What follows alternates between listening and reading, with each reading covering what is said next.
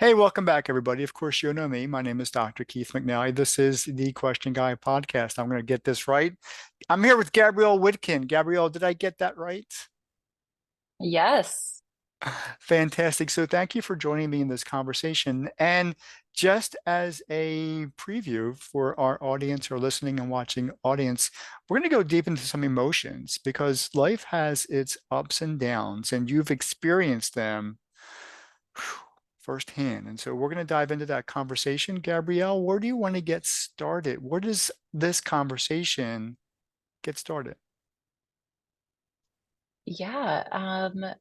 I think we could start at sort of the most recent in the last 3 years life change of you're you're an entrepreneur, or an executive or whatever you're doing professionally. It's a lot. And then you have a kid and that changes things. Yeah. And kind of discovering that you're going through postpartum depression and then how to navigate that, how to even know that you're there, right? Because it's all just this new journey. So let's talk about that just a little bit. So depression is right there in the context, but forgive me, please, I'm a guy, and so I'm never going to experience that. Talk to me, please. Talk to me about what that experience is so I get a better appreciation for what you're going through. Yeah, of course. It I'm sure it's different for every woman who goes through it. From I've talked to many women who don't realize they're even going through it, right? I didn't either. Think like life is really hard and so I'm going to cry all the time and not make sense of my emotions and be, just very much like not yourself. And maybe you hit a wall. I hit a wall. It was really hard for me to even be around family. I was just very emotionally weak, which is not my normal personality. And going and seeking help, right? Talking to um, a psychologist or a psychiatrist or your doctor. But it, Well, before I, you get there, let me ask you a question. When did you think that there was, this is something I just have to deal with versus yeah, something's not quite right? There's a transition there. totally. It was 6 months after I had my daughter, and it was really tough. I didn't take any maternity leave. I'm in real estate, and I really didn't know at the time during the pandemic.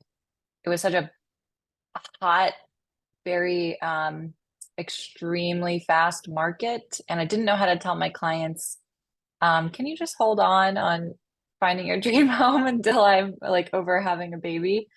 So I did not plan any time off, which uh, was nice to have something of my own to be able to focus on. But regardless, so I'm trying to keep up this business. That's stressful. I have this newborn who needs every ounce of me, all day, every day.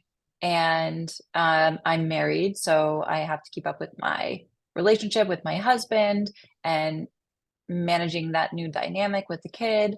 So it's stressful. The smallest thing can make you crack and cry and ruin the whole day.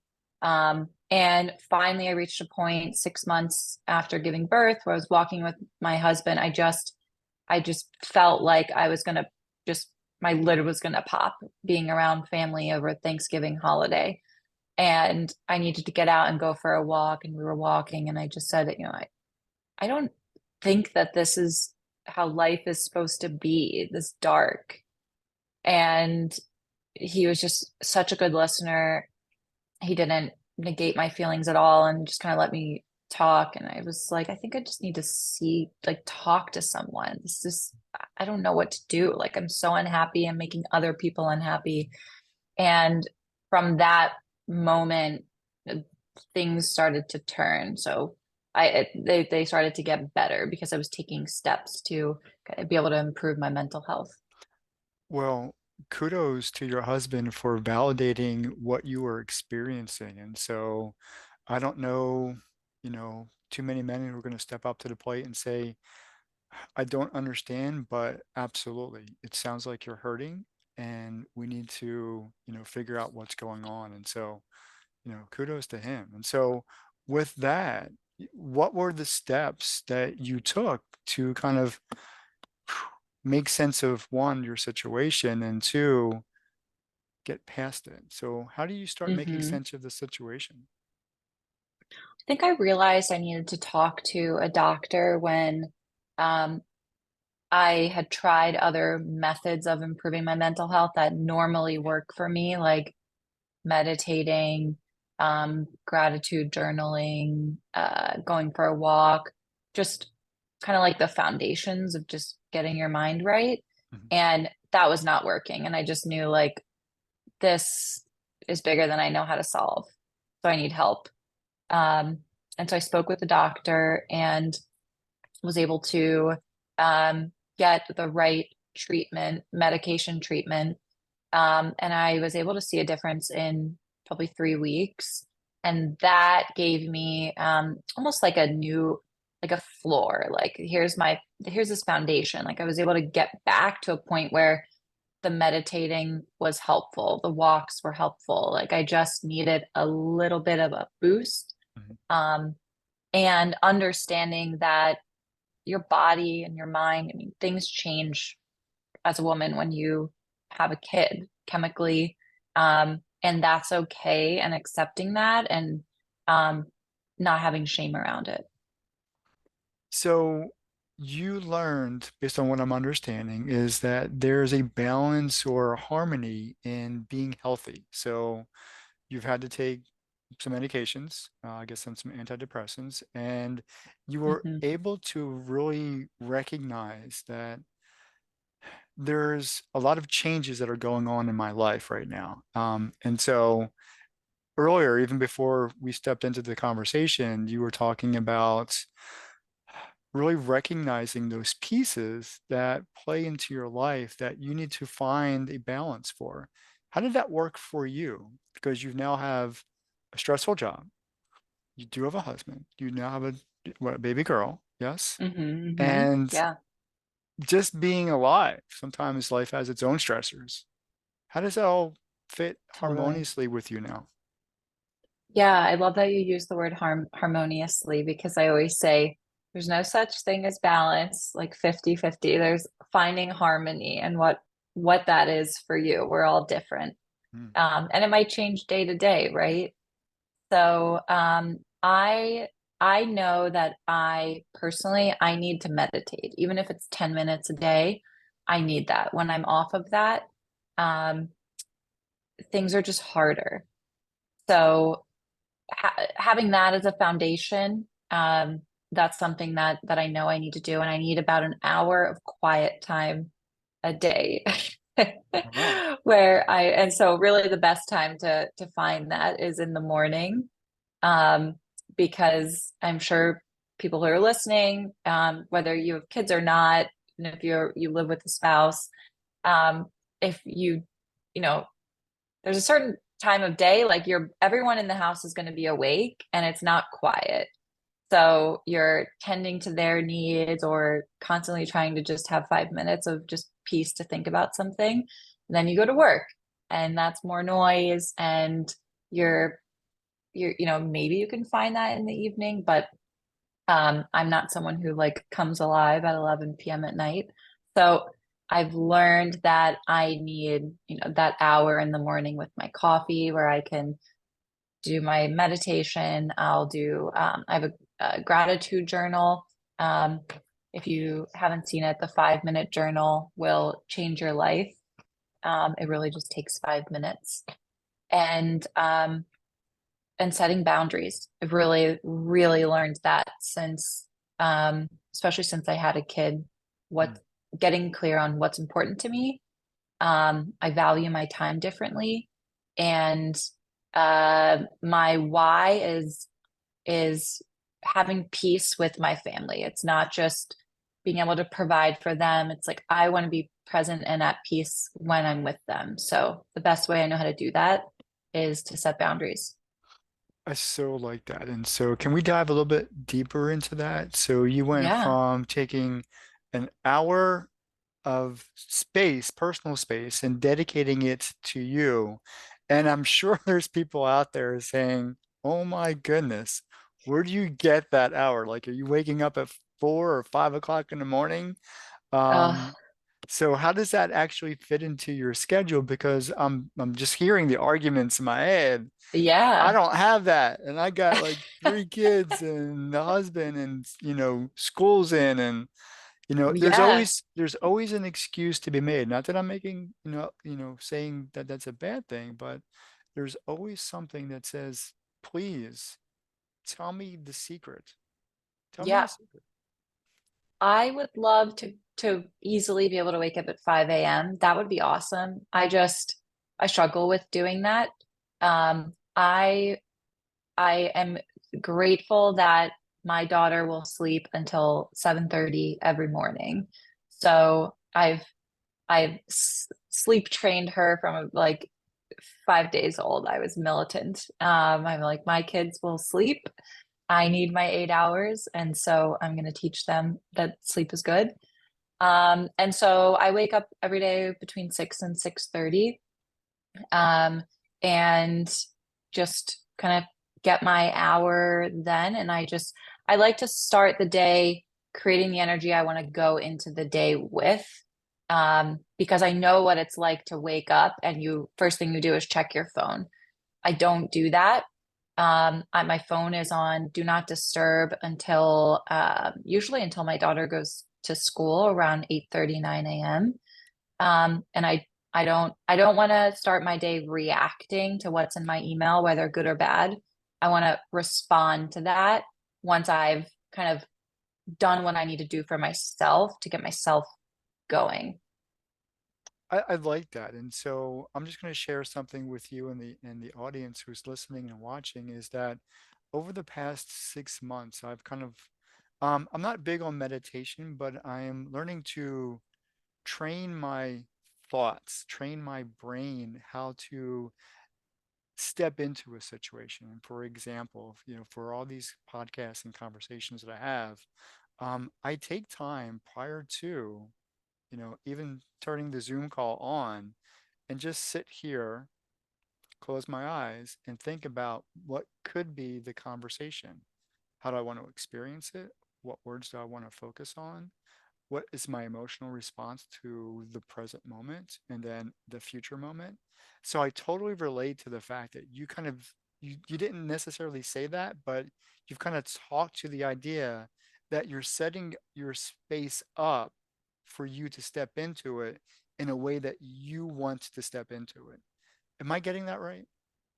Oh yeah, totally. I love what you do, just that visualization of how you want it to go and getting yourself energetically at that level going into it. So you're not starting at this lower energy level and having to build up. You're coming in ready with the energy you want.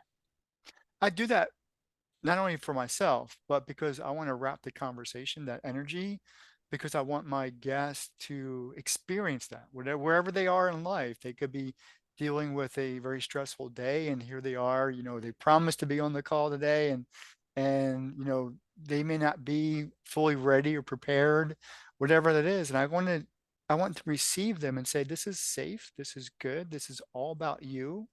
I'm here to listen and help you facilitate your story. And so it's a good thing to do. And I've learned to, be very proactive about that. And so I like how you do it because emails, calls, kids, they could easily disrupt our day if we let that happen. Mhm. Yes. Yeah, you're so right. And knowing, like, you know yourself, that works. That's what you need, right? So there's no like, what's the secret? Just tell me the 10 steps I need to follow. Like I think creating self-awareness and or developing that and knowing and learning what you need to be able to show up as your best self. Sometimes it just, like you said, it just might take a few minutes. Doesn't need, I like to have an hour of quiet where I can read and do that stuff, but sometimes I don't get that. And I'm self-aware. I know I feel off balance, but it's having that self-awareness of at least knowing what you do need and striving to do that for yourself. But you also mentioned gratitude. And I think that's something that people take for granted. I know I did for a long, long time. But you actually have a journal. So you are dedicated to something. Can you teach me about what that something is in reference to gratitude? Yeah, of course. And I struggled with that as well for a couple of years where my a mentor said, every morning just write down three things you're grateful for. And I did that and it just felt like something to check the box, right? Oh, I did it.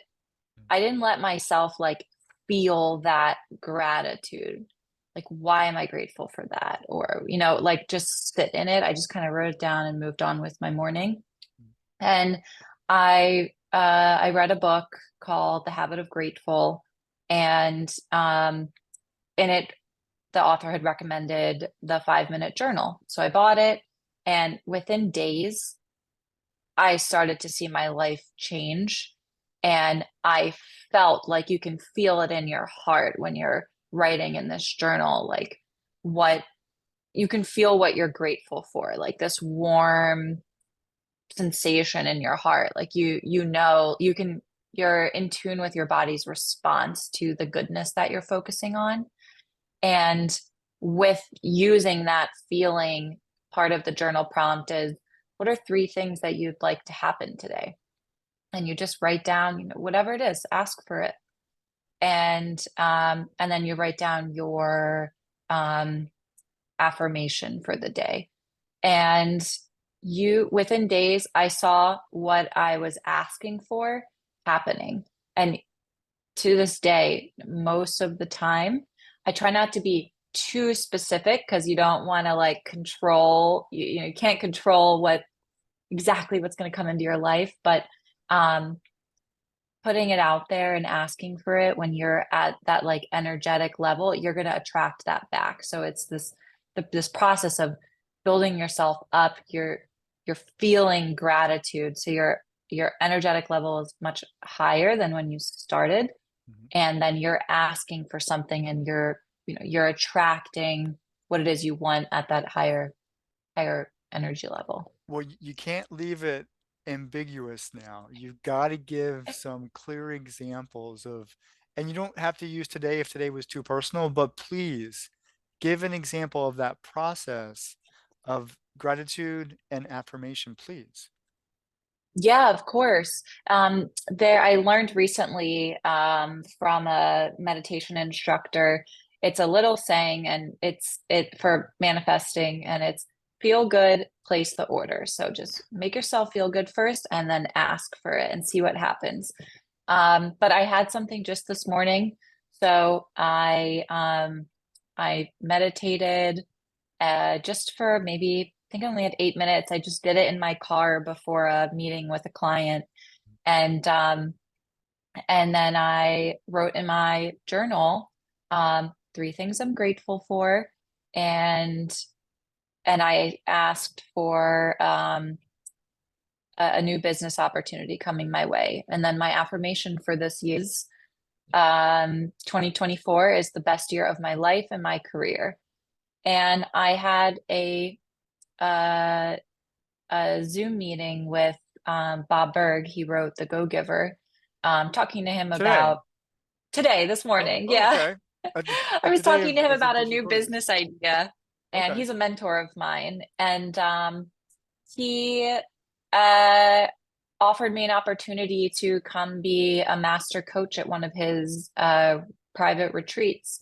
And and that had been a dream. Like really, I couldn't believe it. It was a moment where I thought like, am I worthy of this? And then it's like, of course you are. Yes. Like we've been doing all this work.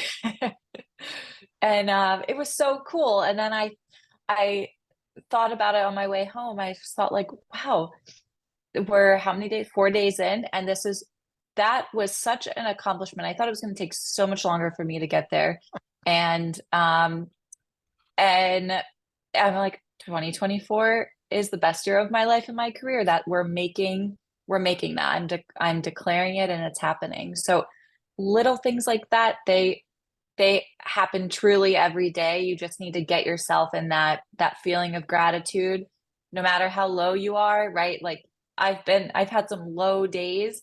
There's always something to be grateful for, whether it's your health or a warm cup of coffee that you get to enjoy or a warm meal. There's always something.